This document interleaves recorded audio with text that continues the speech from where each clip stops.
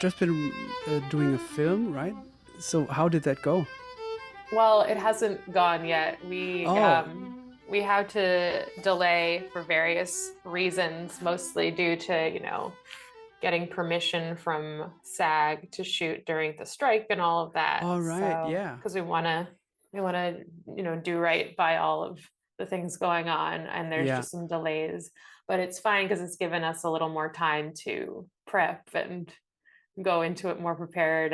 But because we had to push the dates, I have to do a whole new schedule. So it's like, and with like different locations that we know are only available on like this day of the week, and try to get actors schedules like together, and there's like 42 cast members, and it's just like it's a real Wow. puzzle, and I actually kind of enjoy it, but it's good to talk to you because otherwise I would have just been staring at my computer for the next 2 hours. Well, you will be sitting at your computer for a while, but Yes, but with some social interaction, which I desperately need. So okay, okay. But what do you enjoy about the puzzling thing? Tell me.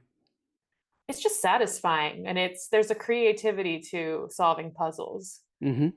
I mean, it's in a way there's not, because sometimes there's only one real solution, but finding that one solution, it's a creative journey, and it's just like finding, how a joke works, or how anything works, figuring something out. There's a right answer, or at least a few Somewhere. right answers. So Yeah. it's just sticking with it and getting there eventually. And it's just very satisfying. Mm-hmm. Yeah. Like, I assume this is kind of a continuation of the web series, right? The movie. Yeah, somewhat. I mean, tonally and the subject matter. It's like a totally different news story, Right. and it's not as anthological as the series was. Each one was sort of this standalone Yeah. gig and story, whereas it's a real like movie with a through line, and a plot and all of that. Yeah, great. Yeah. I'm really looking forward to it because I really love the web series and I've been watching it a couple of times actually and repeatedly Oh, and it's so cool. I mean, you have such a gift for observation. well, thank Um, you. I'm a musician, so I know a lot of these. I know a lot of this is exaggerated, but I know these situations and the uncomfortable moments, the awkward moments between musicians also, or between people that you work for, these situations. And I've heard a quote by Stephen Wright, who said, like, all good comedy comes from observation. And I really see that in your work, Oh, there's a thank you. realness to it and like it comes from life and experience. Yeah, I think the most compelling thing for any work of art or story, it's just telling the truth. Yeah. And it's something I had to learn. Especially it's easier with writing a story. It's more obvious. Like, of course you want to tell what actually happened, and there's a compelling thing in there. But with joke writing, I've really had a learning curve. With I used to try to write these like funny, odd jokes, but now I'm starting to be like, well, what actually happened? Yeah. Like the situation that inspired the joke, what really happened? And talking about that is usually even more funny and more compelling. And so, yeah, it's And relatable, I guess, as well, right? yeah, I mean, if it's something you truly observed and felt and experienced, it's definitely something someone else did too. So Yeah. just by nature, it's going to be more relatable. Yeah. But what I'm really curious about is like, I assume there was a moment where something made you really laugh or made you really, you felt something deeply. And with every piece of art, when we write something, there was this one initial moment where everything came from. And then you have to do it in front of people. And sometimes after a while, you lose maybe the connection to that initial thing that made you light up. And how do you maintain that spark? It's hard. I mean, you mentioned playing the same pieces over and over again, which I think it's something comedians do as well. People don't realize as much because the whole point of comedy is the element of surprise, and you often don't want to hear a joke more than once. You want to feel like you're Yeah. coming up with it in the moment. But as musicians, we definitely, I mean, pop stars play the hits and people want to hear it over and over again. So for someone who has to play like their most famous song, thousands of times every year, how do they stay connected to it? I mean, it's a challenge, and I've told some of my jokes thousands of times now.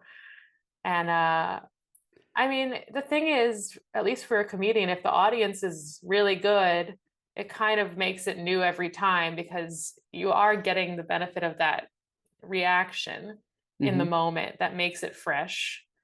But then sometimes I have jokes that work that I just don't tell anymore just because I'm sick of them. Yeah. But it's not like I've necessarily even recorded some of them in a special. Mm-hmm. They're just sort of gone into the Yeah. ether. And because I need to just have something new, and it's always the most exciting having like a new idea on stage. Yeah. But so I don't really know the answer to how you maintain it. I mean, it's this elusive being in the moment that we're always in search for, and a number of things can connect us if we're ready to be connected and we're willing to. But a lot of times we're just in our heads and we have to kind of pretend Mm.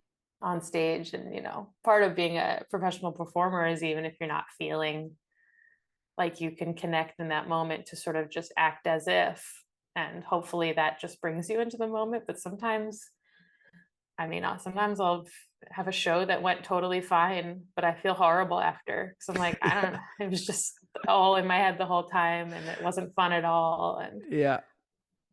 And I think if you talk to some really big stars of comedy, they would oftentimes tell you, even if it seemed like an amazing show for like a sold out stadium, they might still have felt like shit just because Yeah. they're like, I'm sick of this or something. Yeah. Yeah. Yeah. How much room for improvisation or things that happen in the moment you leave in the, like, within a joke or a story? um, it depends. I mean, I think in order to have comedy go well, you have to always be open for something to happen in the moment because the second the audience isn't quite with you on what you've prepared, you do have to shift, whether it's just tonally or if you even go into the audience like, okay, what's going on, what's up with you, or Yeah. whether it's like a real Hail Mary where you just sort of totally dive in, or you just sort of switch to a different joke, or yeah, different sort of tempo. um but it's different because with viola, I mean, I was a violist most of my life, and I wasn't even like a jazz musician where you get to improvise, and I was playing like accuracy was like the one of the main goals, Yeah. like exactly the same notes every time.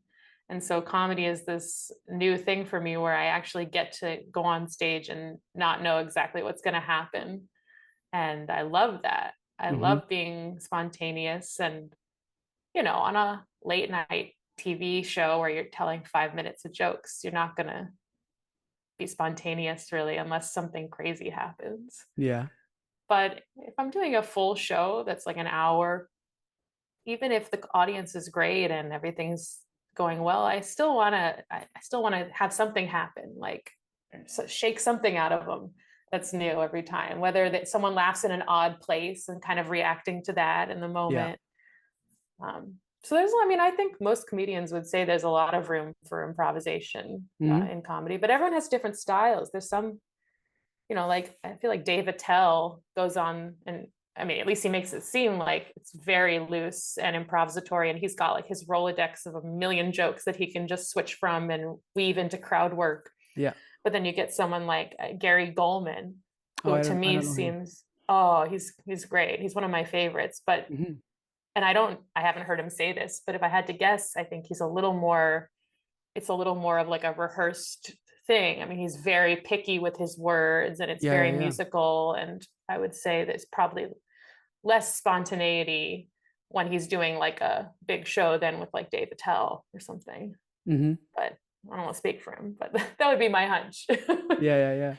I love these moments where you react to the audience or to something that happens, that happens in the moment that you couldn't have planned. I love these moments. And it really shows what kind of timing you then have as well. Always anything that's surprising, I think Yeah, that's the best. If it takes you by surprise, that really snaps you into a moment or makes you realize something you've always thought but never put it together. It's like making exactly. people have these connections in their brains. Yeah, I think I've noticed you often take a well-established concept that everybody sort of agrees upon or that is like set in stone, and then you create an illusion or a setting for the exact opposite, you know? Mm. Yeah, I that's always my favorite thing when I've watched comedians before I really did it. I watched a lot of George Carlin Oh and yeah. uh I watched a lot of early Chappelle, and both of them Hmm. they're very sort of they do that. They flip things on their heads. Yeah. They're all like very observational, and that was always what made me feel like comedy was just magic. Yeah. And so that's always been my favorite thing to do. I don't claim to do it as often or as well, but that's always my goal. To Yeah, do it's those great. things. I've seen it in your work. I've seen it in your Oh, work. thanks. I really like it because it makes you think like, why haven't we thought about this? You know, why hasn't anybody said this yet? You know, it has been hiding in plain sight, um, sort of. You know. Right, the elusive obvious. Yeah. Yeah. Thank you for checking out the podcast. If you enjoy these conversations, please join me on patreon.com/pabloheld for more educational videos on various musical topics, early access to episodes, lead sheets, online hangouts, listening sessions, music recommendations, Bandcamp discount, and more behind the scenes stuff from the podcast. The generous support of my Patreons helps me to pay for the running costs of the podcast, and it also helps me to keep it going into the future. Thank you so much, and let's get back to the episode. I'm curious, like, how do you think of things that have been important to you in your musical studies when you were studying at Juilliard? Maybe important lessons or eye-opening moments that help you within comedy now? It's a good question. I definitely have the general approach that I've always had towards music that I've shifted over to comedy in terms of just knowing that something takes a really long time to get good at, Mm. that something is going to just take constant chipping away, and sort of just this respect for a craft that I feel lucky that I had that going into comedy right at the beginning, because I was kind of not as discouraged as maybe someone might be at being bad at something, because I was like, oh, this is just what it is, and Yeah. I know how hard it is, but because I know, I think I can do it. I was like, I have a hunch that if I stick with this, I think I can do it. In terms of like lessons I learned at school, I mean, so much of it was so like specific to the viola. Yeah. It was, when I think about It's hard like to my time. translate, maybe. Yeah, I mean, when I think about my time at Juilliard, like I'm still like just in amazement of like how one of my teachers got me to like relax my bow grip, and just like weird like techniques I did where like I would drop the bow on the string, and like, I mean, I was someone who needed a lot of technical help. I was like Mm. getting injured all the time, and I just had a lot of tension and like limitations in my playing. Whereas I think some people were much more natural physically, but maybe needed a little more like help with the musical picture. Whereas that's always been very natural to me. I've Yeah. just been so tight and limited. So I feel like a lot of my training was just this really specific stuff. But I do think that the discipline and like the hammering away at these little details, that as a concept translated to comedy and sort of isolation, problem solving and isolation, which Yeah. is really what practicing an instrument is, and what joke writing is, in a very different way, but it's similar. Where, okay, I keep missing this shift. Okay, what do I need to? Okay, it's because I'm having trouble getting from this finger to that figure. Okay, so what if I stay on the same, like it's these little shifts of like, well, what if I tried that? No, that doesn't work. And it's the same with jokes. Why isn't this joke getting a laugh? I know it's a funny idea. Yeah. Okay, maybe this isn't clear, or maybe I need a funnier word here. Like these tiny little problems you solve that end up, one tiny problem that you solve can end up solving a million problems Yeah. that you have. Yeah. So And problem solving, I guess, would be my answer. yeah, that makes sense. Um, do you write it down on little sheets of paper, or is it like one big thing, or is it do you write on the computer, or yellow pad or something, or what is it? Like a notebook, lots Yeah. of little keywords, Ah, yeah. Okay. which is mostly what it is. Although if I'm working on a new joke, I might have like a more of a paragraph written, Yeah. but it's never going to be that. That's just my initial sort of word vomit. Yeah. And then I go on stage and I don't look at the words for word or else it'll sound robotic, but I try to remember the phrases I wrote, maybe a key funny phrase I came up with. And then I record it, I listen back. And then once it's like in my mind, I stop really writing it. And then I just have the keywords Ah. for the set list each time, and sort of like a word that reminds me of the joke. So it's a mix of writing, but it's all hand. I never write, never really type unless it's a note in my phone, just like for an idea for later. Yeah. I generally need to handwrite it. I Yeah. don't know. There's something about like listening back with the pen in the hand with the paper. Yeah. Yeah. Yeah. It's Yeah. nice. It's a physical connection. I also have it with music. I write it by hand exclusively. I can't Yeah. do it on the computer. And also the computer would Really. kind of interfere with the creative thing for me somehow. I don't know why. Yeah. I wonder if it's partly because of it connects us when we're handwriting to an earlier version Yeah, of ourselves, or a more true version of ourselves, because I that's think the so. first way we learned. Yeah. I mean, even more primitive would be just verbally communicating somehow, or Mm-hmm. singing a melody to someone, or Yeah. translating it that way.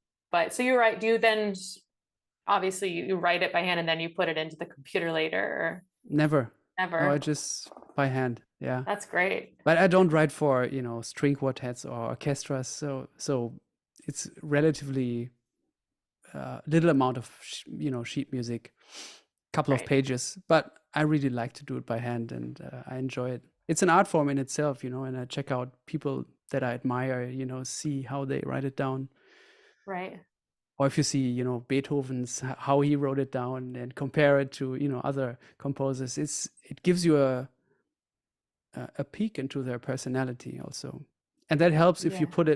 put your music in front of somebody else, then, Right. Are there a lot of things scratched out? Is not in everything just no, not in my final sheet, in my right? scribbled thing. It reminded me a little bit like, I saw your notes just now, and some of them looked like written down in a hastily way, Yes. So you kind of you want to capture that idea quickly, because it might run away in the next moment, or you might be distracted by something else. We have to be fast in this moment. Yes. Yeah, my handwriting just gets messier and messier as Yeah. and partly I think it's just because I'm getting older or whatever. I don't know. I'm not Keep old, but shaking. yeah, I've already like got a tremor going. But I Yeah. think partly is, yeah, it's like I can't stop. I can't Yeah. stop to like write it neatly. I have to just get it out, Yeah. or else it's because it's so fleeting. Yeah. And the set list, how do you go about that?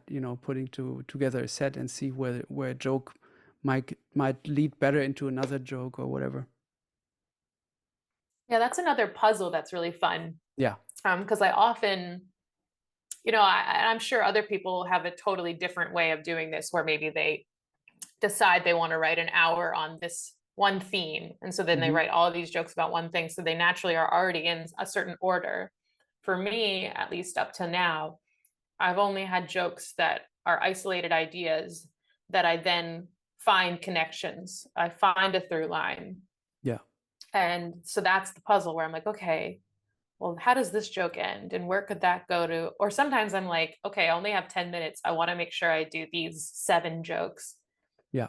How can I connect them, and finding little connections that I wouldn't have imagined. And then sometimes that creates a new joke Yeah. because all of a sudden I'm connecting like a college graduation to like, ovaries, or I don't know, Mhm. like there's something new that gets created. I was surprised that yeah, you kind of I was checking out some videos, and I've obviously heard by now you do similar jokes or the same jokes in a different order and in different videos, contexts, different clubs. Obviously, it's very Mhm. interesting to see how you develop it. And there was today I discovered that there's this one bit about the wedding. You talk about the wedding. Um, and I can't repeat it now, of course, but there's this where you say there's a couple of things that I want to do. I want to find the right person, you Oh know. yeah, Yeah, right. but I've heard this in a different context or in a different setup or joke, and that was something that really yeah, surprised me. It's like, oh, wait, I know this from a different setup. I know that, that was cool. Yeah, there's a one-liner that I tell about, before I settle down, I have to find the right person. Yeah, right. That When joke. you play, right? Right. Yeah. And that came from a longer joke from way before I was doing viola mixed in with comedy about um, being afraid of commitment.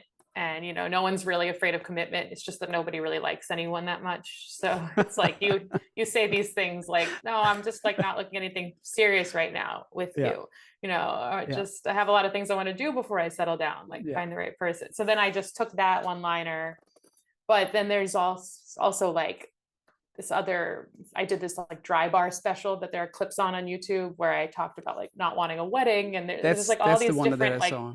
yeah, and that was supposed, partly that's because I had to do a totally clean set for that platform. I see. So I Mhm. was really fleshing out my like less irreverent themes. I was like, oh, I could joke more about not wanting a wedding and things like Mhm. that are Yeah. more family friendly. Yeah, there's all these different permutations, and I'm always just stealing from myself and That's great. revamping, and it's really fun. And I mean, eventually, you hope that there's like a full turnover, but right now I'm still in my first decade of doing this, and it's all just like themes and variations and just Yeah. stealing from myself. It's cool. You build your own world in a way. And so you can decide on all these things on your own, you know. There's nobody that could say, you're not supposed to do this, it's your thing. It's great. Yeah, stand-up comedy is like one of those wonderfully or not wonderfully isolating art forms. I decide everything, Right. Yeah. and it's not very collaborative unless you consider the audience your collaborator, Mhm. which you can. But I get very impatient really quickly collaborating with other people, Why? and I think it's partly just my personality and my uh, problems with keeping holding attention. I'm very sort of spacey and in my own head all the time. So it's unless I find someone I really really gel with, which I have, Mm. but it's rare. Mm. I get very frustrated because I feel like I'm at a different pace than they are. Not quicker or slower, just like I'm not interested in the same thing that they're interested in. Mhm. And it almost feels just the most efficient is just for me to do it myself kind of thing. Yeah. And I felt that a lot with music, and I get very frustrated in rehearsals very quickly because sometimes I'll be like, "Real, just why can't you, can't you just get it?" Which is obviously very immature of me, and there are things I can't get, and we're just not in sync. So I think part of me just loves stand up because it's such a solo pursuit, and I can do it at my own pace and Yeah. do exactly what I want. And then again, it's very lonely, and it has its downsides as well. But Yeah. I feel when I play solo, there's a lot of self-imposed pressure. I feel, on okay, I'm the only source of music in a way in this moment. If I don't play, there's nothing there. Of course, I can leave a pause, but everything has to come from me. Whereas when I play with my group, I can play off their ideas, and we can interact and communicate and make things up in the moment. I could do that too when I'm soloing, but I'm sort of in communication with myself and the audience. And that sometimes creates a lot of pressure for me. Can't even imagine just having no piano there and just having to talk to the audience. But yeah. You play jazz. Yeah. I mean, if I played jazz, I think I would love playing with other people, Yeah, me because too. it's Yeah, I love it. Yeah. the nature of it is just like you, even when you're rehearsing, you're just like playing, you're just jamming out, you're figuring it out. Whereas with string quartet or something, it's like this nitty gritty, like perfectionist kind of pursuit that it feels like. And I think at a certain level, I just like lost my patience for it. Not to say it's not a virtuous pursuit. I just Yeah. like, I just can't do it anymore. But I always wished I was a jazz player, and then I could just, create these I mean, that must be the most fun thing in the world, to play jazz with other people. So maybe I'm just not collaborative as a classical musician, but in my writing too, I have yet to really enjoy like writing like a script with, I really just like to sort of sit down and flesh out my own world, and then get notes from people and incorporate it later. But Yeah. But I mean, the collaborative aspect has to be in place when you do something like Is A Violist or the movie now, How does it change yeah, then for you? it's a good There's so many, question. so many people involved then, I guess. I guess I have more tolerance for it there, because everyone's doing such a different task in a way. So it feels like just a real team effort. Like, okay, well, you're in charge of that, and you're designing it, and then I'm gonna tell them how to say it, and then you're Yeah. gonna play off each other, and then so I don't know. I think there's just enough like variables that makes it interesting, and not as conducive to like getting sort of impatient by this minutia. But who Yeah. knows? Maybe I'll discover that I hate filmmaking too. But no. Um, with Is A Violist, how much improvisation was there with, or did you write everything out for everybody? Everything was written out. Yeah. I'm certain that people took liberties, and I definitely wanted people to say things how they would say it naturally. Yeah. A lot of the people in that were not necessarily trained actors. There are a lot of comedians who were very good, but I think with people who are more comedians than actors, you definitely want to think about how they would say it. Yeah. And so I wasn't precious about every word. I just wanted it to sound really natural. Yeah. But there wasn't a lot of like full, I know a lot of comedies, it's really, they go off and do a whole take that's just improvised. We didn't really have the time to do that, or the resources. Everything was so quick and minimal, and we really only had X amount of resources. Yeah. The dinner is maybe my favorite episode. That was so intense and so well acted also. I really loved the actresses. Thanks. Yeah, And they were great. yeah, and there I thought, in a way, you can't really change the word because there's so little nuances. Um, my favorite moment from there is like when you talk about that guy grindstone in a way you say, and then you said that sounds worse. Yeah, Beautiful. I loved how my friend Hannah, who played that character, said no, Yeah, grindstein. grindstein. Yeah, that's it. She's delivered it so perfectly. And Yeah, yeah, that one, again, people might have changed a word here or there because of limited rehearsal time and yeah, whatnot, but it did feel like a play, yeah, stage, like this is just sort of, this is the words, this is how yeah, it goes. And uh we did, that was the one we did the most rehearsal for, because it was so yeah, text heavy, and there Yeah. was no real action to lean on. It was just Yeah. sitting around. But that was really fun to do. Incredible. Incredible. Um, what about the movements of the dying lady? I love her That was all movements. her. Yeah, that was so unique in a way. Like the way, her facial expressions, her movements with her hands, how she kind of wanted to push you back. Incredible. Yeah, that I want to say something about the actress because she Uh-oh. actually passed Oh away. no. Um, but she, I feel bad because I feel like I had her play a dying woman and then Mm. she died. But it was a couple of years later. But she was really great. Her name was Taffy Jaffe, and she was just like this very. Is that a name? That was her name. Maybe it was a stage name.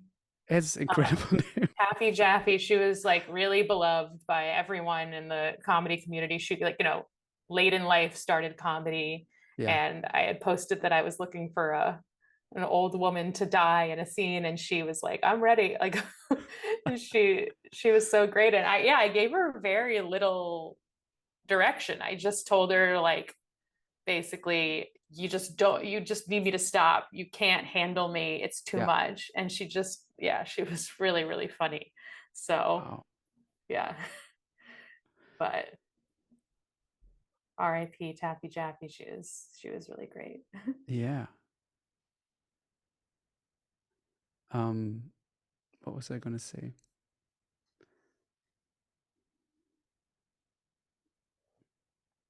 It's gone. It's because I brought up actual death. Conversation died quickly. Well, I have this thing when I talk about someone who died, I always smile because I'm so uncomfortable. Yeah, And that's the ending of the second episode. exactly. Yeah. That's completely from like that actual situation didn't happen, but it's like my mouth like can't Yeah. stop. Yeah. I guess a lot of people have that, but Oh yeah, totally. I I feel can bad relate. because yeah, I don't want it to seem like I don't care because I care so much. Yeah. It's really hard for me to talk about. It connects me to a thought that I had about you in terms of what you're doing now is, making people laugh on stage and saying the maybe sometimes unthinkable or what's not appropriate or whatever, challenging. That's something that, in a way, isn't really allowed from a classical musician on stage. You know, if there's one thing you shouldn't laugh or make jokes or whatever, I really love that you're breaking free of this whole thing, and finding your own personal path. And it's informed by what you've been through before. But I think it shows also in these moments where you put in the laugh when somebody says they're dead. Right. Yeah, I think classical music, I mean, I'm not one of these people who thinks that we should just totally like reinvent classical music and like put it in different venues. Like I Hmm. don't think that's not what I'm ever trying to do. And I'm never trying to like save classical music. I think it exists Yeah. as what it is. It's Yeah. historic. You know, um, but I do think if there's anything that's going to make it more accessible, it's putting it in a real context, which is that it's kind of funny because it's just this super old music Yeah. that like we're still playing. And Yep. the people who wrote it then were like people who had senses of humor. And if you're gonna talk about it and you're gonna present it in a concert, I mean, it's just, I feel like such just a little humor around it, introducing the piece, and not only introducing the piece for what it is, like, oh, um, this was written by Schumann, and he notoriously, lost his mind and blah blah. Like, but we're still sort of saying it in just this normal way, but like Or you're not this, even saying anything. or not even saying anything. Yeah. isn't it kind of like silly that we're like playing this piece by so, and like he also like was going in like totally insane, but like you wouldn't be able to tell by this because this is still like music written in this old style that like sounds super hoity-toity classical to most people. So Mm, that's funny too. Like he was going crazy. You won't really be able to tell. It's yeah, still like really good yeah, normal sounding music. I don't yeah, know, there's just so much opportunity for like, again, it goes back to like the like honesty. It's not like we're trying to be dishonest as classical musicians, but we're really overlooking like the obvious funny fact that we're like still playing this stuff. yeah. Yeah, and the way it's presented is also super funny to me. It's like or awkward, like the way you play one song, you're not supposed to clap between the movements. Okay, fine, but also after the piece is then played and you're about to play the next piece, you leave the stage and you wait a moment and then you come back. And maybe I've seen classical performers like leave the stage twice after playing a song. It's like, what are you doing? I mean, and recently I saw Daniel Barenboim and Martha Argerich playing duo in Hamburg. It was incredible. It's like a beautiful, very, very moving and emotional concert. And Daniel Barenboim really got quite old and fragile. And the poor man, because of those habits and traditions, had to leave the stage so many times, and the whole audience was like, oh shit, is he gonna fall? There's, oh no, another step, don't, just keep, stay put, sit there and play, or don't play, it's fine. Just the fact that you're here is great. And Right. Marta was also doing that stuff, but with Marta Agrich, I'm saying her name like if I know her, but with her, I always feel like she's playing in her living room or inviting us in her living room. Like she has that kind of attitude. But some are really like uptight a little bit. And I also feel like those traditions, they seem a bit old to me. And I would enjoy the music even more, I think, when they wouldn't be there. Yeah, I that's a really I forgot about the leaving and coming back, and that was probably something that like someone did once and then it just became the thing to do, and now we Yeah. still just do it. And why not just because any other musician, they don't leave until the set is over. Yeah. We don't treat Classical musicians don't treat what they're doing as like a set, Yeah. and a set means that there's connection. Yeah. And yeah, it's so silly. Or why don't you just sit and tell us what the next piece you're going to play is? Yes, and where you learned it the first time, or what's your connection to the piece. I would love to hear Yeah. this from artists like that. Yeah. And it's really not that like, it wouldn't be that subversive to do that. I Mm. don't think it would, it's not like we're telling people to.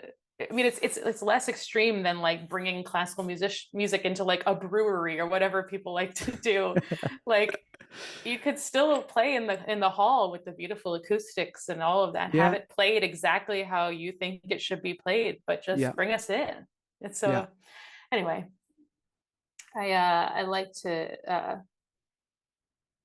like to make it fun and funny for myself because otherwise I get too stressed out, and uh, my nerves like come right back. I have to really keep it like very um, low key. Like whenever I bring the viola to a place, people are always like, "Do you want us to, mic the viola, or do you want to do a yeah, sound check?" And I'm just like, "No, no, no. Like it'll be yeah, fine." Like, and maybe that's irresponsible as a performer slightly, but I also just have been fine not worrying about that so far. yeah, And it keeps it more fun for me, and I'm not stressing about every little detail. And if I haven't yeah, had my bow rehaired in months, it's fine. It'll still make a sound. Like yeah, yeah, yeah. I like have to extremely not care about the little details like that. Yeah, but that makes it more approachable and more real. I feel like in the set that you sent me, like once you start playing or taking up the viola, everybody's extremely attentive and listening and making space for that, for the instrument to sound.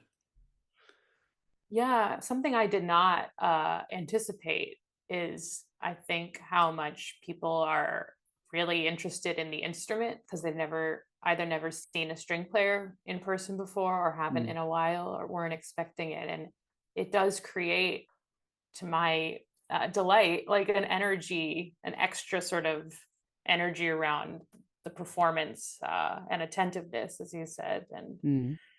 people come up to me after and they just say like, wow, I've never heard a string instrument before, that was incredible. And for me to like worry about if my A string was like a little sharp when they're just, Yeah, it's really it's been really therapeutic for me to bring it down to that lowest common denominator yeah, in my mind. yeah. Because you talk about it also in the show, like that performance anxiety. Uh, I'm sure it came out of the classical upbringing and the pressure that comes with that whole thing. With the You deal with it in the web series as well, like with the competitions and that whole thing that you have to go through. Yeah, I don't know if it's partly I just have like a faster heart rate. Like I feel like my bow shakes were so insurmountable for me, more than I experienced my colleagues. Mm. Everyone would say they got nervous, everyone would screw up, but the bow shakes I would have were like causing me to have like embarrassing performances. Like not I'm not being like picky here. Hmm. They were like I would botch big performances where people would be confused at what was happening because I was just so shaky. So part of it might just be sort of like my physiology. Hmm. And then I am a very anxious person on top of it. Mm. Um, but I think I just have like a very intense physical reaction to whatever is going on in Hmm. here. And maybe a little more than some of my fellow string players. Right. And so it was just so clear to me that I was not going to be able to sustain a purely musical career, nor was I that interested in it after a while. But Mm. um, yeah. So, but since bringing in the comedy, it's like the shakes are gone. It's great.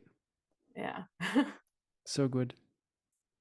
Have you ever checked out Victor Borge? Oh yeah, yeah.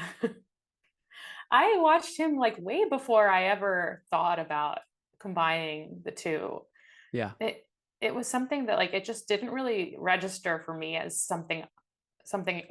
as a possibility for me. I don't know. Yeah. I was just like, that's great. I love that.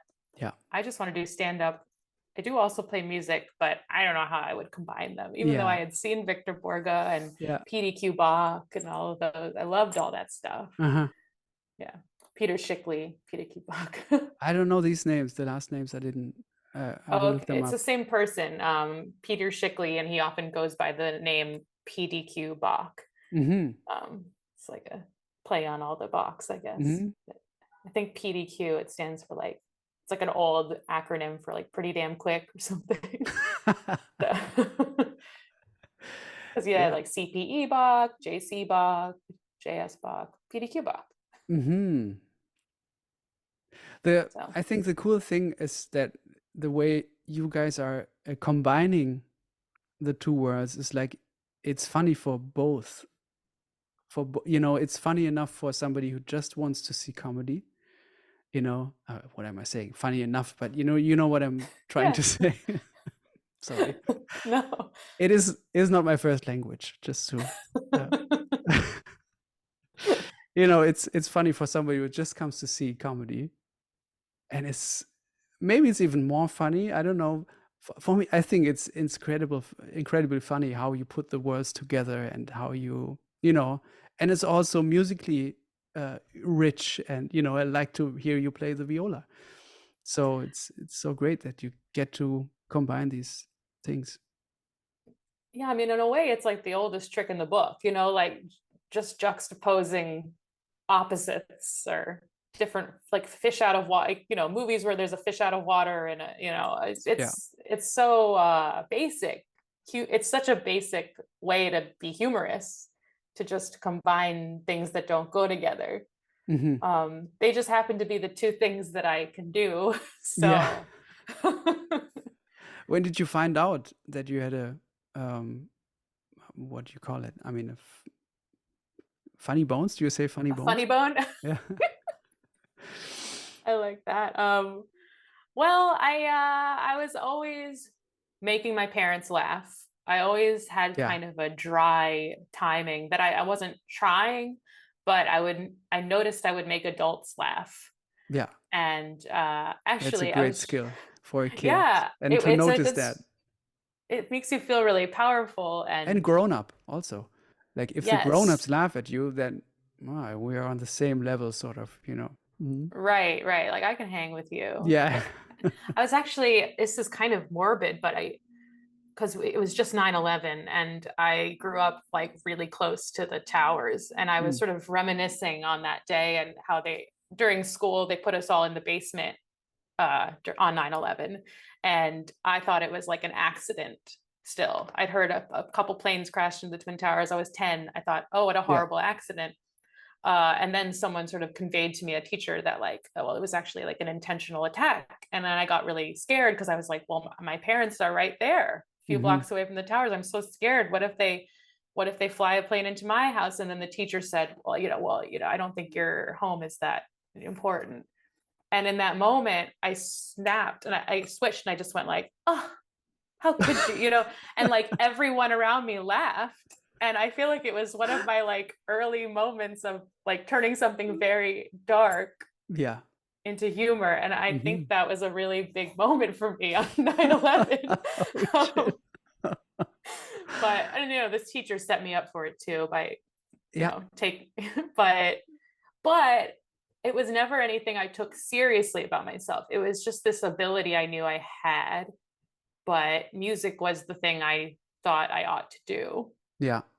I think there just wasn't a lot of, no one was pushing me to be funny. No one was suggesting it as a career. I had no idea how anyone would even go about doing that. So then I just sort of knew I was funny. And then I started watching stand-up comedy, mostly over my brother's shoulder, because he would watch a Hmm. lot of, he was 5 years older. So he would Who did watch, he check out? he went on a big Carlin kick. Yeah. And he and my dad would both watch it and just like be laughing so hard. And I think part of me, I was like, oh, I want to have that effect on someone. And Yeah. Yeah. and I thought it was amazing too. And I remember catching because I didn't have cable growing up, so I didn't get a lot of these like comedy specials. But I was at a friend's house, and like a Bill Maher special played. He's not even one Hmm. of my favorite comics, but it played, and I thought it was really great. And he like brought it back at the end, like a callback, and I was like, oh, Hmm. that's, how did he do that? And Hmm. then flash forward, I was getting injured and having performance anxiety, and just being like, I don't think this is the right thing for me. And watching more comedy and being like, I have to do that. I don't know Yeah. how, but I have to. And I just sort of looked into how to do it. You go to open mics. Okay, I'll just start going to open mics, and that's how it happened. Yeah.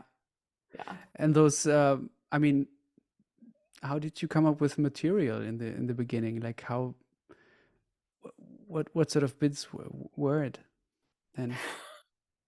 Yeah. I'm I mean, sure it you wasn't didn't good. bring back the 9/11 joke all the time. No, I like really haven't talked about it that much. This was just like a recent kind of memory Yeah. that I uncovered. But um I joked about like, I would, because I have a good singing voice, so I would do jokes about like how do you think a pop singer practices? And I would do like riffs, but then like repeat them like a classical musician would, and like it was more like performative, like act outy bits, or things about like I don't know, really stupid ideas. But it was Hmm. a lot of it was observational, because that's what I um was watching the most. I hadn't really seen, there are a lot of other styles of comedy besides observational, Mm. more like a Physical, one-linery thing. Sorry. Physical comedy also, Physical Yeah. comedy. I mean, Mitch Hedberg, he's more like, yeah, you could say it's observational, but a lot of it is just these like clever, almost wordplay, Yeah. these like micro observations in a Yeah. way. And people like that I discovered a little later on, and that kind of opened it up for me. Because at first, if you're just watching observational comedy, like I had watched a lot of Louis C.K., Bill Mm-hmm. Maher, what's his name, Bill Burr, Mm-hmm. and to the untrained eye, they're kind of just talking Yeah. and making these smart observations, and then you're somehow laughing too. So then you get up on stage and you think all you need is like an idea. Yeah. You don't realize that actually woven in there are a lot of setup punch, Yeah. misdirect, funny voices, Yeah. whatever vehicle they use to get the laugh. The actual idea itself, it's a smart idea that maybe flips something on its head, but it's not necessarily funny without that extra thing that's like the joke. Yeah. Or the unexpected word choice that kind of, yeah. Yeah. So there was a huge learning curve, and I was, just getting up there and saying like God knows what Yeah. ideas about, heaven and hell, and trying to be really deep really early on. Yeah. Did So you do impressions also? no, I'm pretty good at impressions, Yeah. but they're all useless impressions, and I've never like worked them in on stage for some reason. Like I've never been like, okay, you want to see an impression? Okay, this Yeah. is you know Joe Biden if he were a car mechanic. I Yeah. don't know. So no, I don't really do impressions. Although Yeah. I think I have an ear for that. It's like the music. I'm a good mimic. So, Yeah. but Yeah. do you do impressions? I um well, I think I can find things that are um how do you say that?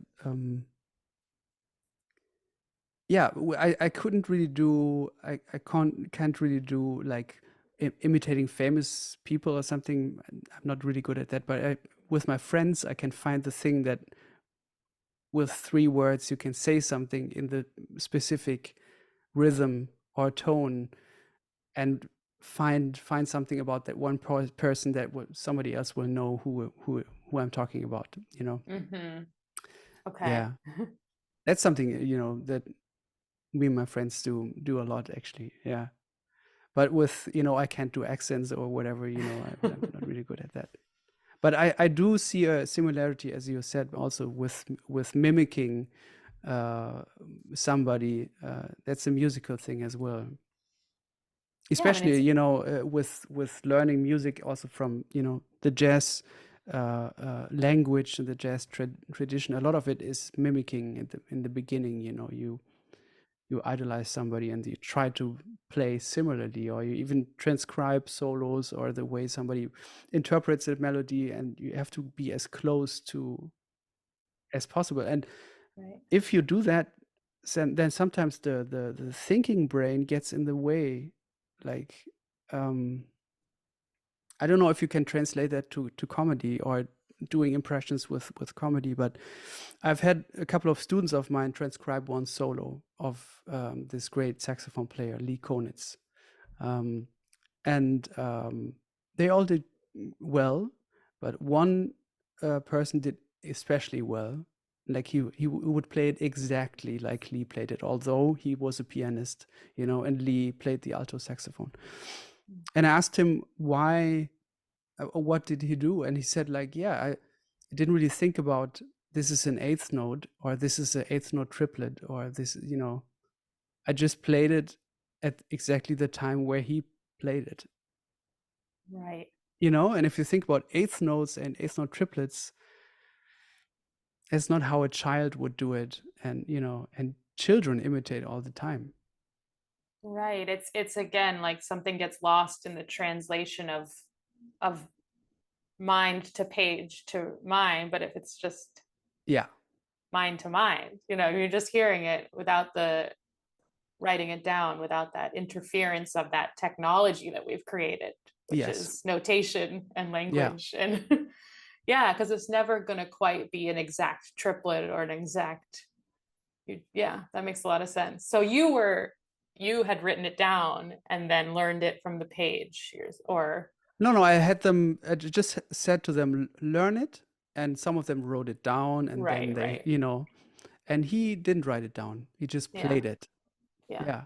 makes So I kept sense. the assignment open, and that was Right. interesting to see how they took it. But how would you translate that to doing an impression of some, of a person? There's no way to notate like someone's accent or Oh yeah, dialect really. it's true. Yeah. So I guess it just has to be you hear it and you either I do know that, and I've heard people who really do impressions say the same thing, that you kind of have it immediately or you don't. Uh-huh. And there's Yeah. certain people where I hear it and I just know I could do it right away, Yeah. or I can't really like learn someone's voice. It's either in there or Yeah. it's not. Um, Yeah. so it's a very sort of instinctual thing Yeah, for it makes me, sense. but I haven't explored it very much, and I'm very shy about my, and I often I'll be impersonating like a friend of mine for another friend of mine. It's Yeah. like Yeah. it's very internal things, but Yeah. And also the imitation thing also happens in human interaction subconsciously. Like if you hang out with a special friend that you associate with a certain time in your life or whatever, and you hang out again for a couple of weeks, you start talking like that person. So yes. it's a matter of being in the presence of what you're trying to imitate or trying to get closer to, I guess. Right. And sometimes I try not to.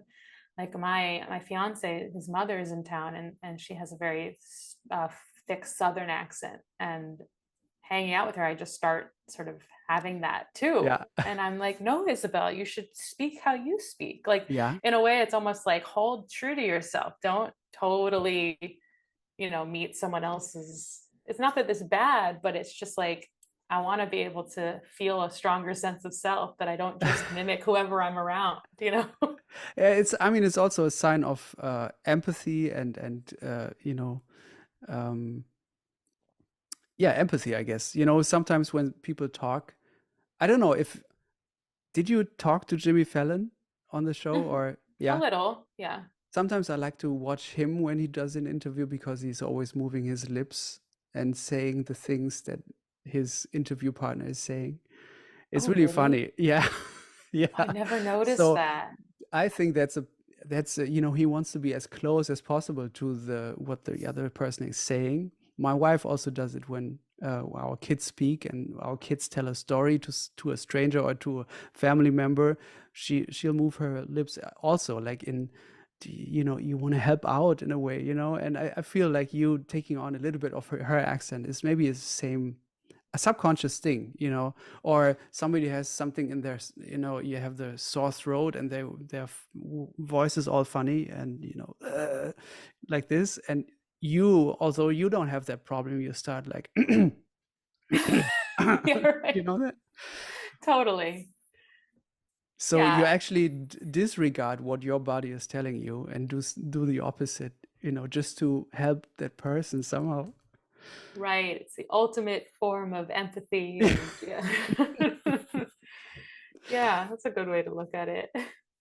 What happens if you're about to go on stage and you feel miserable and you don't feel like making someone laugh at all, but you have to? It depends. Sometimes I feel so horrible that it's like, all right, well, I have no choice. And I'll literally like maybe like smack myself in the face, or like take a bunch of like quick breaths to get some energy going.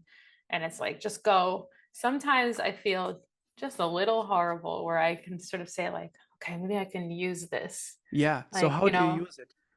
it's an energy.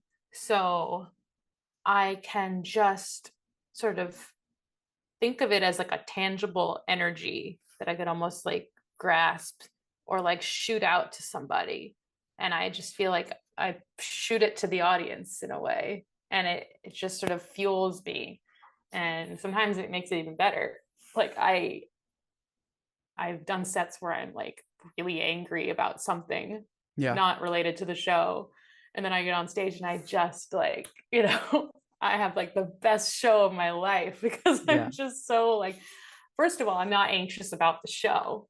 Mm-hmm. So I'm like free that way. And then second of all, like I just, any energy is almost good energy with stand up because you have to be so on. Even if you're a low energy comic, there's still a lot of energy behind it. Mm-hmm. Um, so Like a and then silent burn sometimes, or something. yeah, yeah. And sometimes it's just bad, but sometimes I'm just so tired, and that's usually the worst if I'm really tired. So that's when I have to like slap myself in the face. Yeah. Or do you sometimes change around the set to accommodate what you're feeling in the moment? Not usually. Often the set is determined on like how long I have to do, combined with like where I am in the world, like what city and what these people might respond to, or certain things I know they won't respond well to. Mm. Um, and then you know if it has to be slightly cleaner. So like there are a lot of other factors that just go into making the set that I won't really change it that much based on how I'm feeling, and it'll be more again just maybe the tone, or maybe I'll nix one joke or something. But I'm often listening. There's usually a comic on before me, whether or not they're opening or I'm on a lineup of a bunch of comics. So I always try to listen in the room before I go on stage because it's just such valuable info. You know, I hate going into a room cold Mm-hmm. because if every comic has been crushing, then I'm like, okay, this is like a really good crowd. You know, I have to bring it, but I know if I do my normal thing, I'll probably have a really good set. But if every Yeah. comic has been like kind of having a blah set, then I get to go up there. And when I don't have a great set, it doesn't affect, I'm not like, oh no, am I terrible? Mm-hmm. I know that just this is everyone is dealing with this.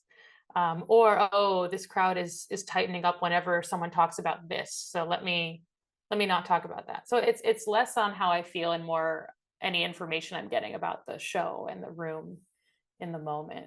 Um, Mm. so yeah. How important is sound check for you? If it's just stand up with no music, I barely. Nothing. I mean, Yeah. unless it's a theater or a TV show, you don't usually do a sound check. At a club, you don't really sound check. Yeah. Um, they just turn the mic on. Yeah. Yeah. Yeah. But Yeah. And how do you I mean, I've seen a couple of videos on it, but how do you deal with hecklers? Like, is that yeah, something that you thought about before? Like, what do I do when somebody is trying to ruin the show, basically? I have no problem just telling someone you're ruining the show. Like shut. I'll be like, shut up. I Yeah.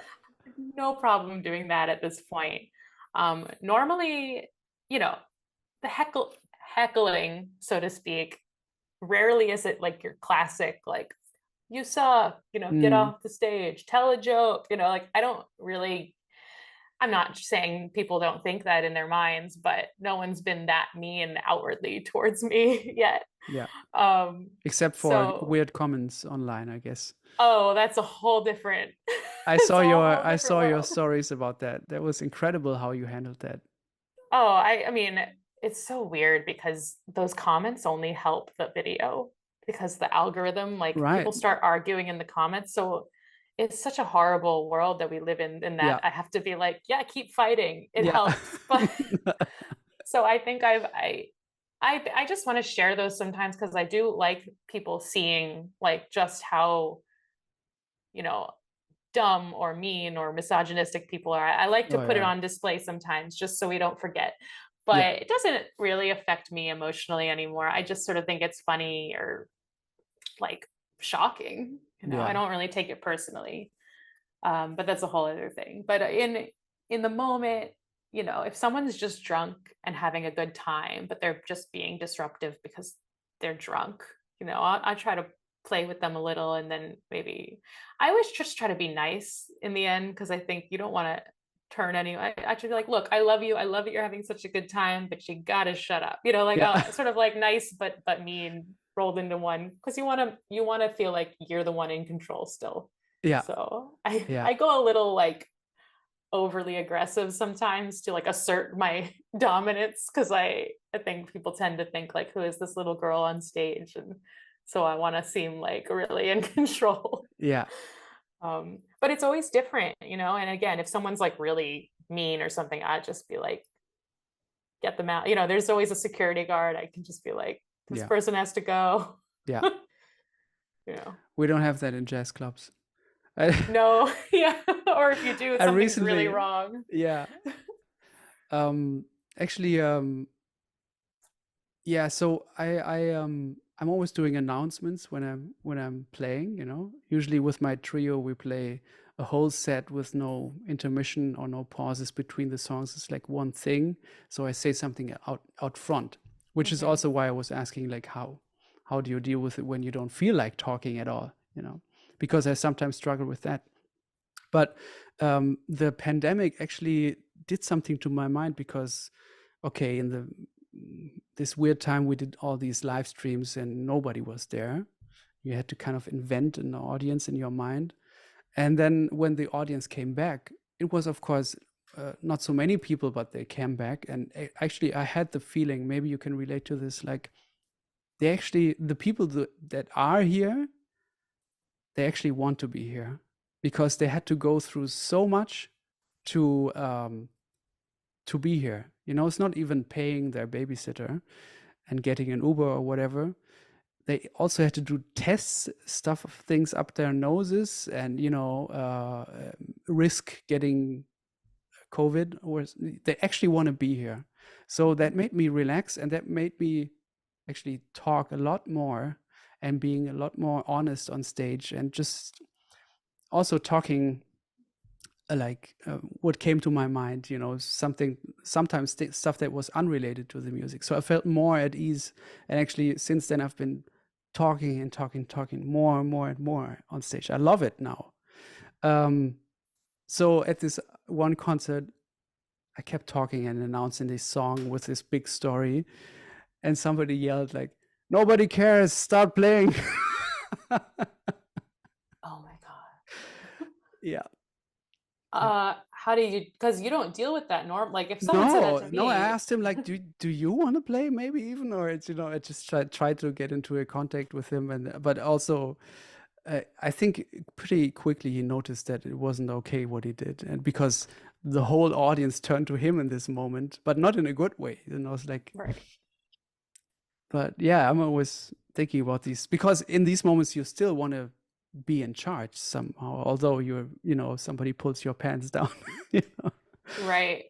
I mean, but it's fun when someone calls out. At least you do get the sense like, oh, most of the people in this room are on my side, clearly, because Yeah, everyone is looking at this guy like, shut up, yeah, and it can make you feel like, oh, most people are like supportive and nice. It's yeah, just yeah. but yeah, no, sometimes I'll literally just say into the mic, I'm in control. Like, and it's supposed to be kind of funny, but like I'm just literally like Yeah, you're asserting also that. saying it for yourself. Yeah. Yeah. Yeah. But that's wild that that happened at a jazz club. Yeah. That's Yeah. that's like insane behavior to me. Like Oh at a yeah, comedy totally. club, that's like kind of normal, Yeah. unfortunately. But Hmm. so it's good for you for continuing on. Yeah, I guess so. Ugh. Yeah. But I'm curious about opening up to the vulnerability in us.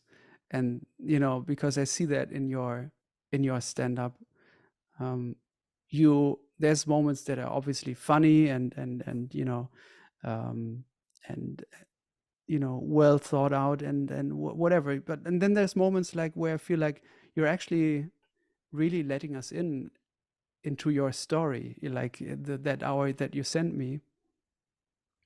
There were super deep and honest and intimate moments, Mhm. but that takes courage to open up to that, to make yourself vulnerable in front of others. Yeah, it's never felt courageous to me. I mean, I understand that, and I've seen people be vulnerable and thought, wow, that's really courageous. Hmm. But when I do it, it's almost like it almost feels like I don't have another option, and it's just really therapeutic. And it's almost the only thing that makes me feel okay about something is talking about it, whether it's Hmm. to a good friend, but even more so to an audience where maybe someone else who I have no idea has experienced a similar thing hears it, and it's really it's more survival to me than courage. Hmm. um it might be the type of thing where if you're so uncomfortable or so unhappy, for lack of a better word, Hmm. but it's like it almost trumps any fear that you might have. Like if there was a moment of feeling afraid of being vulnerable, it's like, well, that doesn't matter because like this is gonna make you feel better. You Hmm. know it will, so just do it. And that's how I felt when I first started stand up. I was so nervous to do it, as I think anyone would be going to an open mic. I went alone for strangers. I'd never done stand up before, and you just get on stage, and I was so nervous to the point where I felt like nauseous. Yeah. But I also felt like I did not have another option. I knew that I just like this was something I needed to at least try and give a real chance to, or else I would, you know, for my whole life feel like I was missing something or missing out on something. So there's like fear, and then but then there's the other side of it that comes from like just great depression or discomfort or whatever anyone is dealing with, anxiety, that I struggle with as much as I think, I think a lot of people it's common. I'm not saying I'm like this deeply troubled person. Maybe I am, but lately I've been Everybody really is, I trying. guess. Everyone is. I don't know. I There's a lot of emphasis right now on sort of figuring out what all of our traumas are and this personal, and of course we all have it and it's all valid, but I think focusing on that can be really isolating, whereas rather just focusing on the idea that we're all kind of the same, and that can actually like lead me to feel better rather than harping on what it is that is negatively affecting me. Hmm. Sort of saying like, well, what makes me so special, and at least I can go and talk about it and maybe help someone. Hmm. Yeah. Who are people that you're checking out at the moment, that inspire you? Oh, this is my scariest question for some reason. Do you ever get that when people ask like, what Yeah. music are you listening to lately? Yeah, yeah, yeah. The lately part of that question helps me actually, because if I get asked like, okay, who are your favorite artists, I totally blank out, because then your mind wants to include everybody to give that person the right picture of what you think you're about, whatever, Right. and that's never possible, and you're always going to miss and leave out the most important people for you.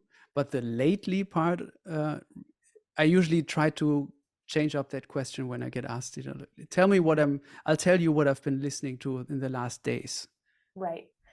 Well, lately I have Yeah. been on a real Todd Solondz kick. The filmmaker Todd Solondz, he Mm, made Welcome to the Dollhouse, he made Happiness, he made I don't know. No. Palindromes.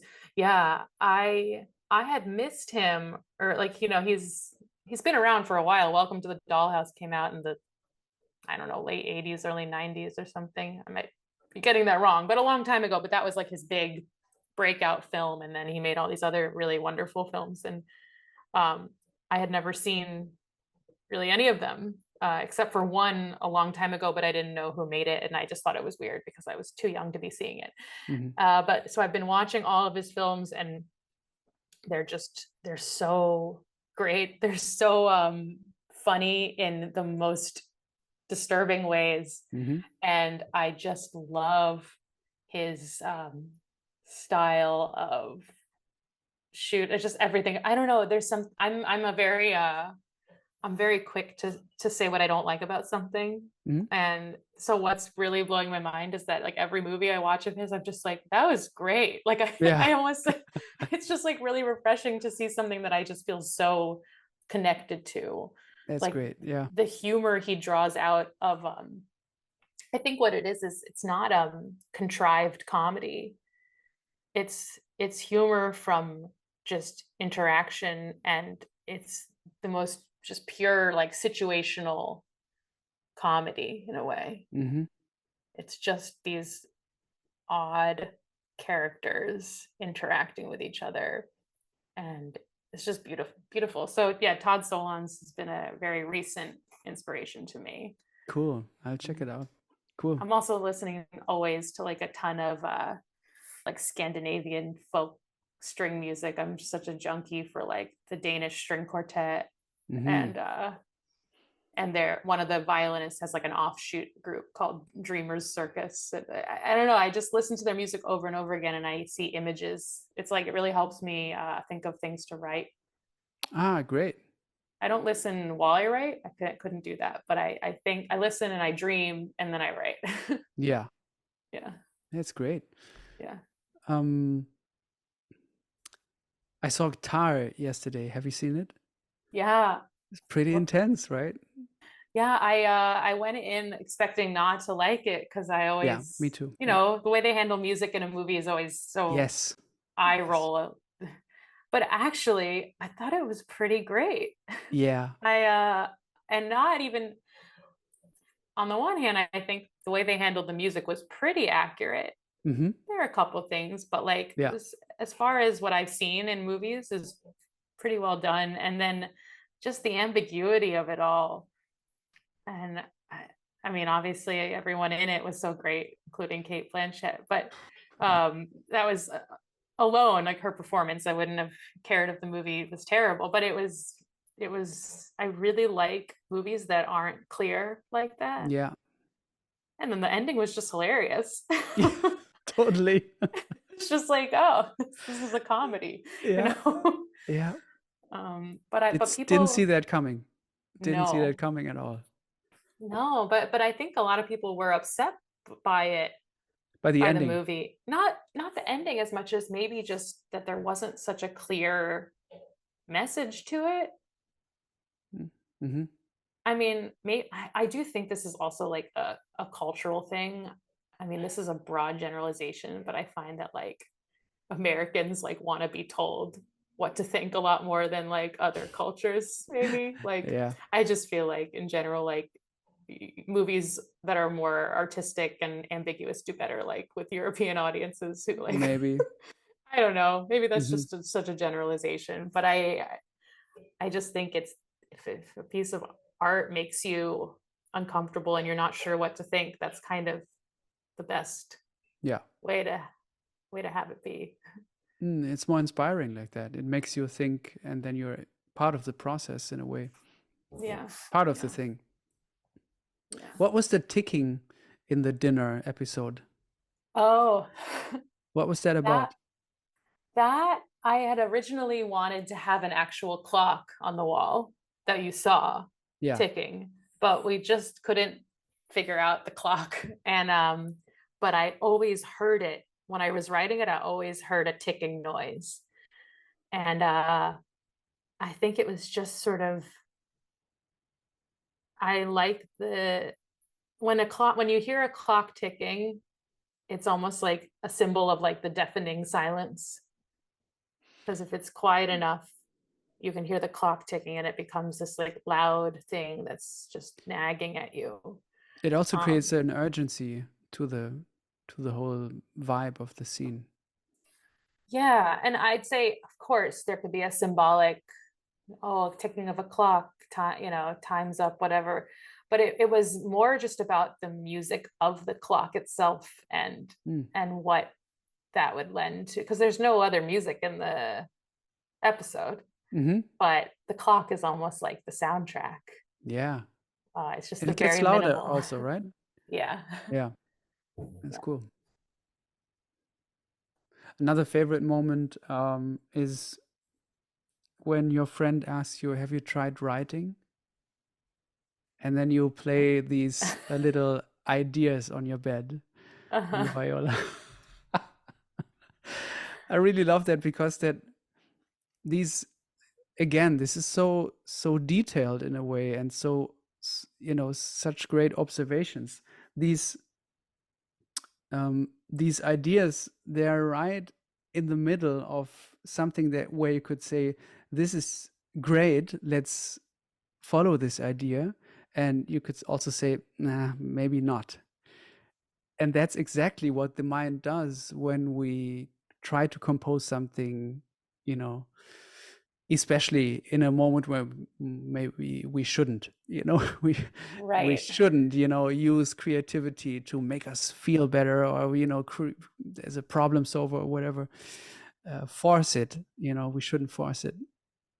And I love that you create the ambiguity in these moments as well, like in these tiny moments. Each idea has this quality to me. Yeah. Well, and that came from truth as well, because I never felt inspired to write music.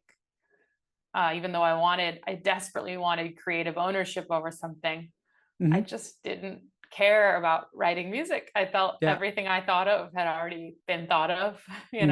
and I think that just means it's not the right medium. Hmm. And you're right. It's like you can't force it. I mean, if you want to make art, you do have to sit down and kind of make it every day, even if you don't want to. But there has to be this undercurrent of just knowing that it's still like the right thing. And you really can't force what medium you're kind of meant to work in, I think. Hmm. Yeah. I want to talk to you about laughter. Um, Personally, I can sit through a set of a comedian. It's a different when I see them live, but I can sit through a set of a comedian when I watch it online and not laugh and find it really funny. And maybe that has to do with certain other problems of mine of showing really or giving into my emotions. I also cry. Don't cry that much. Rarely, I rarely cry, although I would like to. It doesn't really happen. With laughter, it's more, but also I can find something really, really funny and admire it and not laugh. Yeah. And then there's moments like the dog joke in your set, where I was like, why is this happening now in this silly moment? There were bits that I thought were even funnier than this, but this was the moment where my body couldn't take it. It couldn't handle it. So I'm how is it for you when you watch something that you really find funny? Think Is it about this. always laughter? No, no. And especially with stand up, it's like I do think so much of the laughter comes from being around other people and laughing with them and the Yeah. contagious element of it. But then I think sometimes, like, well, if it was really funny, wouldn't I just laugh? Which, I mean, you could make a case for that. But I just think when you're dealing with any kind of like involuntary physical response, so many factors come into play. Or if you're, I also think laughter comes from discomfort. And so if you're Hmm. upright in a chair, you might be more ready to laugh. Whereas if you're lying on your couch watching a special on Netflix, it's just you're going to laugh a little less. Hmm. And if you're watching it with a few friends, though, and people start laughing, and or even if I'm watching something with my partner, like, and he laughs, then I might start laughing. Yeah. And it's not like I don't think it's funny or I think it's funny. It's just, it's this like animalistic thing. Hmm. Crying is an interesting one because I cry very easily alone or with people. It's it's just I cry a lot. Hmm. And that one's just easier for me. But I think about that a lot in terms of also I'm very critical of stand-up. And when I watch a special now, I'll often be like, oh, this is kind of boring, or I've heard it before. Yeah. But then I always have a moment where I'm like, but if I was in the room right now, Yeah. I probably would think this was like amazing. Yeah. And it's just our standards like shift when we're watching a screen. Mm-hmm. I don't think comedy is really meant to be watched not live. It's Yeah. born out of live performance, whereas a movie, it only exists in that form. Mm-hmm. Now it's still more fun, I think, to watch a movie, especially a comedy, like with other people in a theater. But there is just a more pure, like, oh, I'm getting the pure version of this, how it's meant to be consumed exactly Yeah. on my screen. So yeah, it's interesting. I wish I laughed more at home alone watching stuff. Yeah. But I laugh more at like TV shows. Like Uh-huh. if I watch 30 Rock, I'll usually laugh out loud, even if I'm by myself. Yeah. So I don't know. Yeah. Sometimes we laugh in these moments where we can expect, like, I often listen to podcasts or comedy sets when I'm buying groceries, and then you're picking out the milk and you start laughing out loud, and it seems even weirder, than yeah, these moments are great. I love it actually when it Yeah, happens well, like that. and then if it's suppressed, because you're like, I shouldn't be laughing, then it's even more. It's like, they Yeah. call it the church giggles Yeah, or exactly. Exactly. Uh, what was I going to? Oh yeah, you played with Björk. yeah, a long time ago. But how was that? Can you tell me about this experience? Yeah, the actual performance experience was a bit of a bummer because we were all on a click track, Hmm. and I just felt like we were just so plugged in and couldn't really experience what was happening fully. It was still cool to just see her that close, and she always has these amazing costumes with like Hmm. an orb and it's really interesting to get to see it that close. But in rehearsals it was really interesting. Just she is exactly how you'd want her to be and how you think she would be. She's just very sweet, very deep all the time. Mm. And I remember she had this one um, description of a song that I loved, and I think the song was called "The Sun in My Mouth." Hmm. And she was like, "It's like if you're about to cry, but like you're almost smiling." But and it was just she described the feeling exactly, and I don't know. She would say things like that where you're kind of like, "Whoa." Yeah. uh, so it was really cool, but also not. Hmm. How long was the rehearsal process, and how was what kind of a show was it? It was like a few shows in New York. Like we played about three at Carnegie Hall, a couple at King's Theater, and a couple Mm. at City Center, these big theaters in New York. And she had, I don't know, like 10 to 15 string players behind her playing. And the rehearsals, I think we had like one or two rehearsals with her there. I mean, it wasn't very much. The parts themselves weren't very difficult, and they were all written out. And again, we had a click, so it was pretty, a pretty quick process to get in there. But it was fun that she just came, for like 1 or 2 days and gave her little inputs and things and That's made it a cool. little more special for us.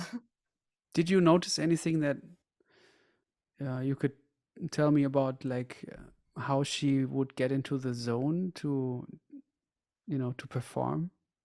I didn't get to see much. I mean, I would have to imagine with getting into those intricate costumes where she's like, I mean, making such a transformation, these Mm. many pieces and things where her face is almost like obstructed. And I wonder if that's just sort of getting ready in that way makes her be like, okay, now I am like York, the performer, the artist, I wonder. But all we would see was like that, you know, we would all be in the wings together right before, and she was just sort of friendly, and no, she wasn't kind of like, don't talk to me. You know, she Hmm. wasn't at all like a diva or Mm. anything. And not that having like a process would make you a diva, but she really didn't seem to do anything out of the ordinary right before she Hmm. went on stage.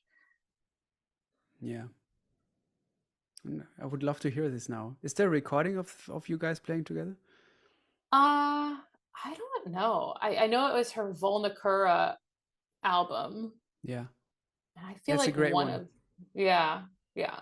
I love the songs. I just having to have a click going through them, it was just like ruined it. Yeah, yeah. But I think she used one of the like string recordings from one of the live performances on something. I only know this because I got like paid after the fact for like an extra recording thing that I wasn't Hmm. aware of. But I don't think there's like, maybe it's some bootleg on YouTube. I don't know. Hmm. It was in 2015, I want to say. Hmm. So maybe if you YouTube Bjork NYC 2015. Okay, I'll check it out. Do you record your most of your shows and listen back? I have every set I've done on my phone in my voice memos, just thousands of, Yeah. this is all sets. Yeah. Yeah, thousands and So, thousands of sets. how much of these have you actually listened to? Uh, yeah, good question. More than, I'd say I listen to more than 75% of them, Hmm. because, you know, my best writing comes from just listening and taking notes. You know, the original idea is usually pretty bad, and then it develops. I'm like, okay, well that didn't work. I go change this. Oh, that's Hmm. funny. You know, like, so it's a lot of listening than more than writing, I would say. Yeah, Yeah. it's helpful, isn't it? I mean, but sometimes we have to go through the pain also. Like, it's not Yeah. always it's not always fun to do it. No. A lot of times the reason I won't listen is because I'm like, I don't want to face that, what Hmm. just happened. But if I face it, it's always okay. Like, Yeah. it's never as bad. Or if it is, you see it for what it was, which was just like a bad set. It's not a big deal. Yeah. Yeah. Totally. Yeah. That happens so often where you think like this nobody should have been listening. And then Yeah. you listen, it's like, it's fine. It sounds like Fine. you. Yeah. Yeah. Okay. Yeah. That's me. Yeah. Yeah. Yeah. I mean, that's something that always interests me, like dealing with self-doubt before a show or afterwards, like finding the positive energy to counter these feelings in a way. Yeah. I mean, I think it's part of it is just sort of submitting to it all. You know, Mm. if I try to say, oh, let me think about something, let me put a positive spin on this, it's not necessarily going to change much. Hmm. But if I just sort of stop, it's almost like stopping thinking for a second. You just submit to whatever feeling you have, and you're just like, this is how I feel. And I'll probably feel differently when I get out on stage because it'll be a shift in environment. Mm. So that'll be something, and just kind of going with it.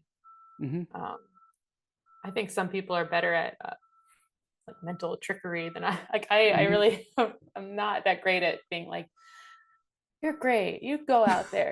You know, that's not going to do much for me. It's Yeah. gonna just do it. Hmm. But I'm also very. I don't stay in one place or one mood for very long, which I think Mm. is good for performance, because Mm. often just hearing this people clap when I come out is just the switch I need, Yeah. and it's okay. How is it? I mean, I'm sure that the business side has changed quite a bit in the last couple of. I mean, with social media and stuff. Like for us musicians, also like the way we have to kind of self promote, and you doing reels. there you also have to look at yourself a lot, you know, face the things that you've done and put them out there in a way. Like how, I'm curious in the whole, like how does it work for you right now? How much do you actually play and go out there, you know, in clubs, work on your material, and then yeah, what's, I don't know what kind of question this is, but I'm curious like how you work actually. Well, I'm in a weird place right now just with the movie, and I had cleared some time for it and then it got pushed. So right now is not a good example, but normally I'm out almost every night at a club. Um, Sometimes multiple clubs in one night, you know, just doing 10-minute sets during the week. And then a lot of weekends I'll be somewhere else on the road doing longer sets. Yeah. So it's, I mean, it's a constant. But how far in advance are you booked for these 10 minutes slots? You know, that's something, a concept that I haven't really understood from coming from my perspective, from my world. You know, you get asked months or years sometimes in advance to play something.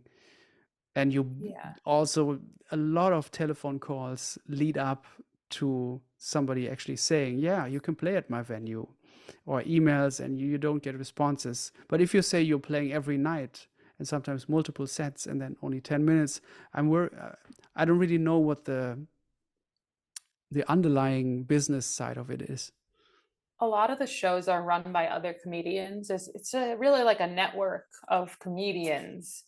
And a lot of us also run shows and book, you know, 8 to 10 comics on that show. So you could be Mm. booked a couple months out. You could be booked a day before. Hey, someone dropped. Can you come over? And you think, oh, I have a set downtown, but it's earlier. So yeah, I could make it uptown after that. Like, so it's a lot of like last minute. A lot of comedians, it's like Instagram DMs, you know, like people just DM me for anywhere from, yeah, like a couple months out to like, can you do tonight? Mm. And you just, if I'm free, I go do it. And it usually amounts to me going out every night, you know, Hmm. at least for one show or something. But again, lately I've been taking it a little more easy just because I have some other stuff going on. But Hmm. I'm also looking forward to when I can get back into that, because it's when you're in the flow and you're like writing and listening every day and trying every night, Hmm. it's a really fun Oh yeah. creative spot to be in, and it's a lot of like pretty immediate gratification, Hmm. uh unless you know bomb, and then it's immediate knowledge that something doesn't work. But Yeah, but also you can quickly make up for it. You know, you can quickly erase that feeling by, you know, trying better next time. yeah, If you don't play for a couple of weeks and the last gig was a bad one and you felt shitty, you know, that will that feeling will stay with you for quite a while. right, That's a great thing about being yeah. on tour, right? I mean, There's always a better set coming yeah. tomorrow. Yeah. And I mean, the whole thing about reels, do you do it yourself or do you have somebody to do it for you? Or, I mean, how much is it all you or is it like, I used to be all me, hmm. and I would caption them and post them. Now I have a friend who captions them for me to make them look a little better, and then he sends it to me, and then I still upload it. So it's still me on my Instagram Yeah. responding to I see everything, you know, like Hmm. um although sometimes I want it to seem like I don't see everything, but I do. Mm. And but yeah, I have someone who just helps me edit the clips because Yeah. it's time consuming. Yeah. Yeah. Absolutely. But do you think that that whole self-promotion thing is something that's good for the business because somebody can get maybe more attention more quickly or how do you see it? Well, first of all, I find it very frustrating because I hate that I feel like I have to constantly be putting myself out there in a way that wasn't the case even 5 years ago. Yeah. Um, but if I actually look at it, I mean, I got more followers from just posting a stupid little clip than I did from doing the Tonight Show twice, you know. So there is There is some, I mean, but the Tonight Show, you know, it's more of like a seal of approval, a legitimacy for certain clubs, whatever. Oh It yeah. has its merits. But in terms of getting people like selling tickets to come out to my show, I've been able to accomplish so much by just posting these little clips. And so part of me, it's like, Incredible. I don't know. And there are people who think, well, it's unfair because people who are inexperienced will just get a huge following. But comedy, like the beautiful thing about it is it doesn't lie. You know, when you finally go out to see that person, they're either going to be good or not. Yeah.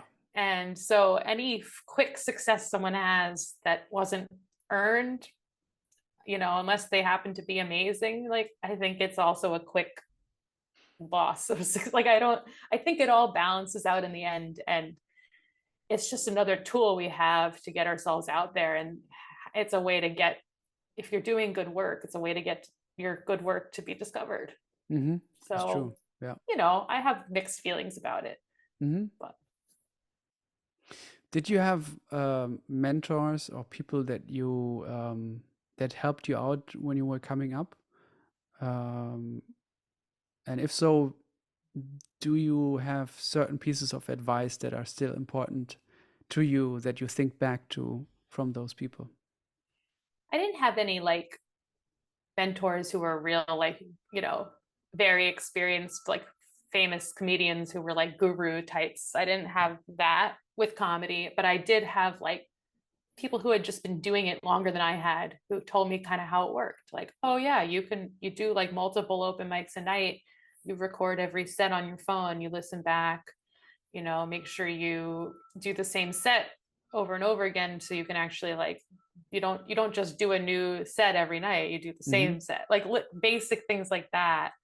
um and I think it's, I mean, if we're talking stand up, it is just a very basic thing to do. Like you just go do it, Mm-hmm. and you listen and you fix what doesn't work and you just try it again, and it's just a ton of trial and error.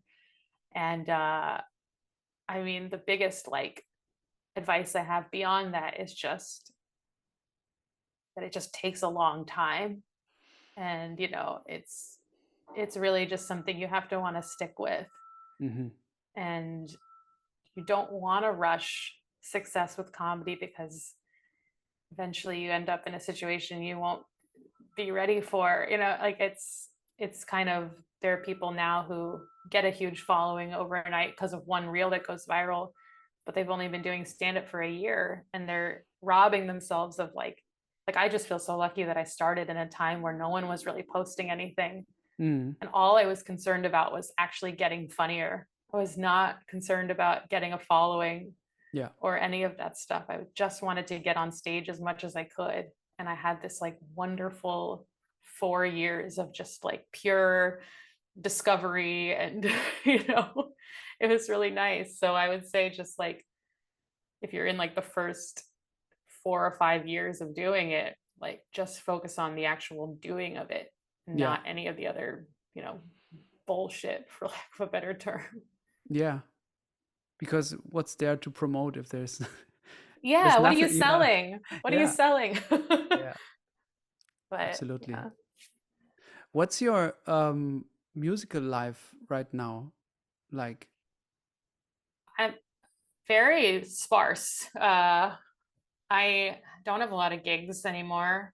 I happen to be going to Europe in October to do Drone Mass by Johan Johansson for like a Hmm. little Copenhagen, Helsinki, Tallinn tour with Cool. Acme. Um, but that's like I feel like an old version of myself. It's kind of, I'm excited. It'll be fun, but Mm-hmm. I don't do that much anymore. Yeah. I don't sub in Broadway shows anymore. I don't Mm-hmm. really. I occasionally do something if it pays well and it fits in the schedule, or it seems really fun. But those are few and far between. Yeah. And I just have less and less of an interest in like the traditional music career. Yeah. What does it do you to your personal um maybe daily relationship to music? in terms of practicing or in, you know, checking out different pieces, or I don't know what it's like for you. I mean, I don't think I have like a daily music thing anymore. It's kind of sad. I mean, I practice. I've been practicing a little more lately. I don't Hmm. practice every day. Hmm. Um, I don't even listen to music every day anymore. I mean, partly just because I'm running around like a chicken with its head cut off most of the time, like with this movie and stuff, like it's Mm. circumstantial, but it's something that's really important to me. And sometimes I get sad and I'll listen to a piece of music finally and I'll be like, oh, right, Hmm. I love this. Hmm. And I get sad that I've been depriving myself of it. So it's mixed and it's bittersweet. But in the end, music is all a part of what I'm doing. And the Yeah. great thing about a movie is it's like a really practical application of like music as well. I love figuring out like what soundtrack will be here and all of that. Yeah. Yeah. What are your thoughts on this? On the sound? Can you talk about that already? Like, what kind Yeah. of music you're thinking about for the movie? Yeah, well, a lot of it will be diegetic. The quartet is rehearsing in the movie. There's a string quartet, and they're Hmm. rehearsing the Death and the Maiden string Hmm. quartet by Schubert. So that will be. I mean, this could all change when we get to the cutting room floor, but as Hmm. of now, I imagine that we'll use a lot of that as the soundtrack, Mm. and usually just diegetically. So you'll hear it, but then it'll quickly go to where they're actually playing it. Um, and then my fiance is a composer, and Hmm. he's going to write some original music for it as well. And Oh, great. he and I have gone through and figured out where we want very little but some important original music cues Hmm. more towards the end of the film, as the character sort of gets in touch with And you're this. starring in the movie and directing it. Mm-hmm. I mean, you've done the same already in the web series, but that's a bigger scope now. Yeah, it's not ideal, but I think for this project it's so specific that I just have Mm, to do it. I guess so, yeah. Yeah, I'm I really wouldn't want. excited to see it. Oh, thanks. Me too. When do you think it's going to come out? It's like another year or something, or Yeah, hard it's to, so hard to hard to say? say. Yeah, I mean, hopefully it'll be shot by the end of the year. So Yeah, that's the first goal. In the can by 2024. yeah. Yeah. Well, I wish you all the best for it, and I'm going to Thank be you. closely watching and Thank waiting. you. Thank you so much. Yeah, it was really fun to talk to you. I'm It was really happy really, that we got through this. yeah, thank you so much for having me. It's really a refreshing and great interview. You're nice. Cool. Yeah. Thank you. No boring questions. No questions I've been asked a million times. Oh, Very actually, good. I wrote you this email right before. Like, I'm so sorry that it took me until today to discover that you had a podcast of yourself. You Oh know, yeah. yeah. And I only listened to the Maria Bamford episode because I really like her. So I like her so much. She's incredible. And in the setup to this episode, you said something like you imagine the person you're about to talk to waking up in the morning, looking at the calendar and seeing, interview with this podcast, Isabel Hagen. And I can really relate to this feeling. You know, I get It's really insecure fun. a lot and think about, oh shit, now they think they have to do this thing. And usually I'm not an interviewer, I'm not a journalist, I'm a musician and I'm interested in people that I admire, you know. So I didn't learn how to do this. I'm just curious. So I hope they don't expect me to be, you know, professional and to be, you know, that was a great moment for me to hear this from you. I think I needed to hear it from you. So Oh, I'm thank you glad. for that. I forgot I even said that. But yeah, I don't do the podcast anymore, partly because of it's hard. It's hard to like book people every time and Yeah. put yourself out there. And but as the person on the other side of it now, I can tell you, they're usually just happy to do it, and it's usually just a pleasure.